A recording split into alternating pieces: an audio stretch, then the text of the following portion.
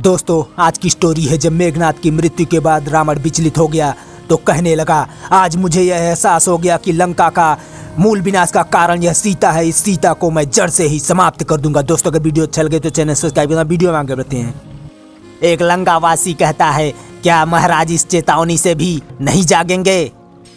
दूसरा कहता है, क्या तुम्हारा अभिप्राय है कि महाराज हार मान लें?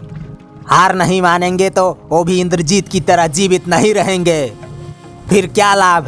परंतु हार कर भी जीने से क्या लाभ? फिर प्रजा भी तो उनका आदर नहीं करेगी भैया। एक औरत कहती है, केवल प्रजा का आदर एक वीरतापूर्वक युद्ध करने से ही नहीं मिलता, कुछ और गुण भी होने चाहिए राजा में। यदि वो युद्ध में जीत भी गए तो प्रजा का क्या हित होगा? उन्होंने अपनी काम वासना की पूर्ति के लिए लाखों हजारों स्त्रियों को विधवा और माओं को पुत्रहीन कर दिया है। एक स्त्री कहती है, मुझे तो यह श्री राम कोई भले मनुष्य लगते हैं। देखो, राजकुमार के शव को निरादर से नहीं वरन अपनी स्वयं की चादर से ढांक कर भेजा है। रावण मेघनाद के शरीर को देखते हुए कहता है, प्रतिशोध।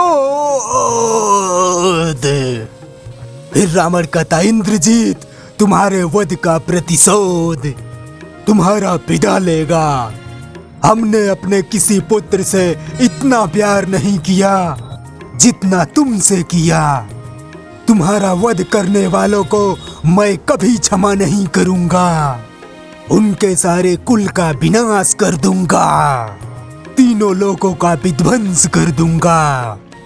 ऐसी त्राही त्राही मचा दूंगा, एक दूसरे को शरण देने वाला कोई नहीं रहेगा।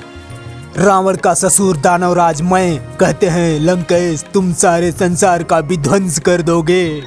क्या इंद्रजीत की आत्मा को सुख पहुंचेगा? नहीं। हाँ महाराज, इंद्रजीत के अंतिम शब्द याद कीजिए जब वो आपको समझाने आया था कि लंका और आपका कल्याण इसी में है कि आप राम को पहचाने। यदि आप सचमुच में इंद्रजीत से प्यार किया है तो उसकी अंतिम इच्छा पूरी कर दीजिए। सीता को उसके पति के पास पहुंचा दीजिए। रावण कहता है, सीता सीता सीता सीता, सारे अनिष्ट की जड़ सीता, सारे सर्वनाश की मूल सीता, मेघनाद की मृत्यु का कारण सीता। आज उस अनर्थ की जड़ को ही हम मिटा देंगे। सीता को ही यमलोक पहुंचा देंगे। सीता, एक एक करके हमारे कुल के सभी योद्धाओं को तू खा गई है। तू नारी नहीं, पिशाचनी है, पिशाचनी।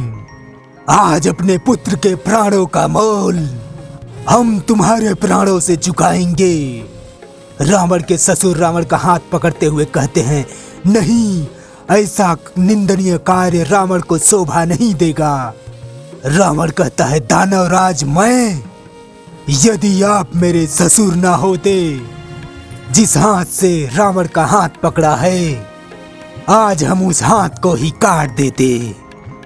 आज शोभा शोभा की बात करने का समय ही कहाँ रह गया है। मेघनाद की मृत्यु ने हमें उन्मत्त कर दिया है। आज हमें आभास हो गया है कि त्रिलोक विजयी रावण के कुल का मूल विनाश का कारण सीता ही है। आज उस विनाश की जड़ को ही उखाड़ देंगे। दानवराज, उस जड़ को ही उखाड़ देंगे, उस जड़ को ही उखाड़ देंगे।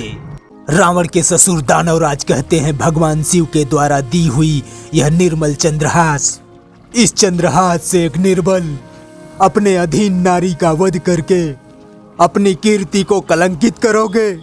रावण कहता है, दानवराज, वह नारी ही हमारी कीर्ति के कलंक का सबसे बड़ा कारण बन चुकी है।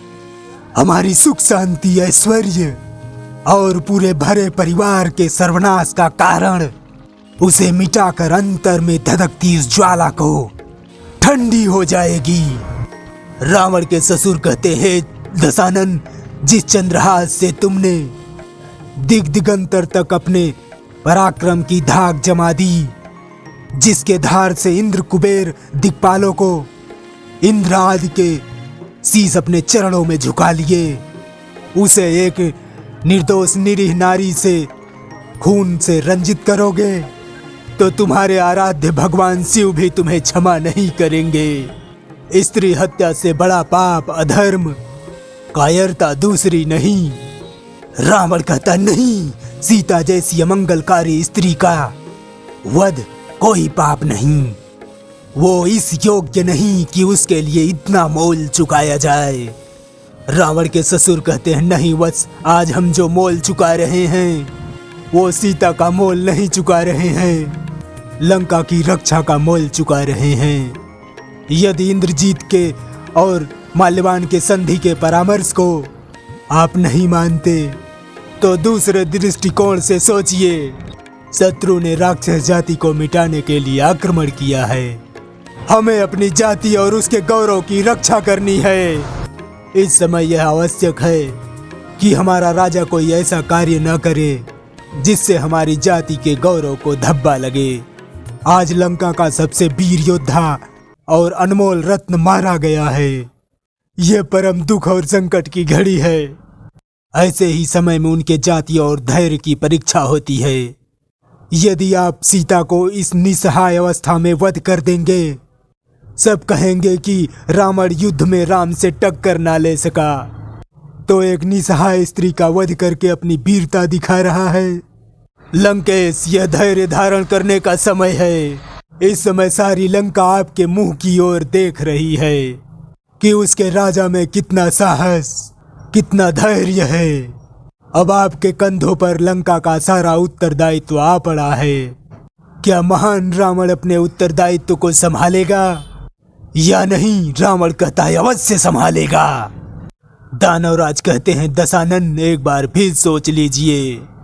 अपने प्रजा के हित के लिए अपने अहंकार का बलि देकर शत्रु से संधि कर ले, जिससे उसके प्रजा का संहार होने से बच जाए। रावण कहता है, अब भी अपने प्रजा को संहार से बचाने का अब भी रावण में शक्ति है। दानवराज, क्या लंकावासी यह नहीं जानते कि उनका राजा तीनों लोकों का विजेता है? ना रावण के बाहु निर्बल हुए हैं और ना उनके अस्त्र शस्त्र कुंद हो गए हैं। जाओ, उनसे जाकर कह दो हमें सेना की कोई आवश्यकता नहीं। हम अकेले ही संसार की सारी सेनाओं का संहार कर सकते हैं। कल हम युद्ध में अपने अजय रथ पर निकलेंगे, जिसे देवता भी परास्त नहीं कर सकते। फिर उन दो बेचारे मानवों की क्या शक्ति? बस बहुत हो चुका उनसे खिलवाड़। अब उन दोनों का अंत समय आ गया है। तो दोस्तों, अब तक का वीडियो आपको कैसे लगा? ठीक ठाक लगा है तो भैया प्लीज चैनल सब्सक्राइब करना, वीडियो को लाइक शेयर भी करना। वीडियो देखने के लिए धन्यवाद। Thank you. जय हिंद।